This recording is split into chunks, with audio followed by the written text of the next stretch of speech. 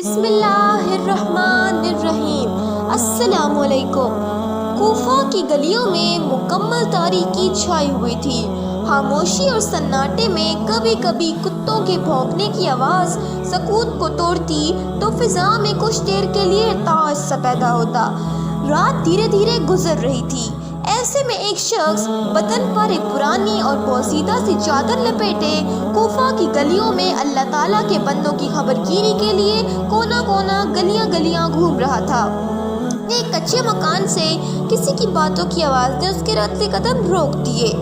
مفلسی اور غربت نے جینا حرام کر دیا ہے۔ تنگ دستی اس قدر بڑھ گئی ہے کہ 2 وقت کی روٹی کا حصول مشکل ہو گیا ہے۔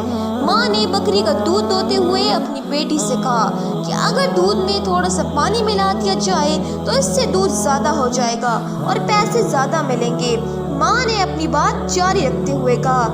بیٹی نے ماں کی بات سنی اور کہنے لگی، اماں آپ ایسا کیوں سوچتی ہیں؟ دودھ میں پانی ملانا بے ایمانی ہے، اس سے خدا اور رسول خفا ہوں گے۔ چھوٹی بچی بڑی بڑی باتیں کر رہی تھی اور اماں جو عمر میں بڑی تھیں افلاس اور بھوک کے ہاتھوں عاجز آ چکی تھی۔ چھوٹی بچی کی بات سن کر وہ شخص بہت متاثر ہوا۔ اس نے صبح ہوتے ہی اس عورت اور بچی کو طلب کیا۔ دونوں ماں اور بیٹی حاکم وقت کے دربار میں کھڑی تھیں۔ یہ حکمران مسلمانوں کے خلیفہ امیر المومنین حضرت عمر فاروق رضی اللہ تعالیٰ عنہ تھے۔ ماں خوف سے کانپ رہی تھی کہ جانے بادشاہ مجھے میری بے ایمانی کی کیا سزا دے۔ حضرت عمر فاروق رضی اللہ تعالیٰ عنہ نے بچی کو پیار سے اپنے پاس بلایا اور پوچھا، رات کو تمہاری ماں دودھ میں پانی ملانا چاہتی تھی، تم نے انہیں منع کیوں کیا؟ اگر ماں تھوڑا سا پانی دودھ میں ملا دیتی تو کسی کو کان و خان خبر نہ ہوتی، تم نے انہیں کیوں منع کیا؟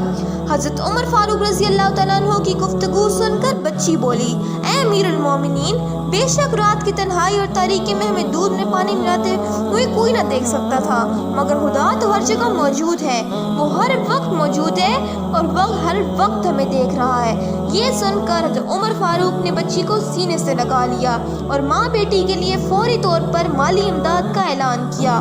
ماں بیٹی انعام کا سن کر شکر بجا لائیں۔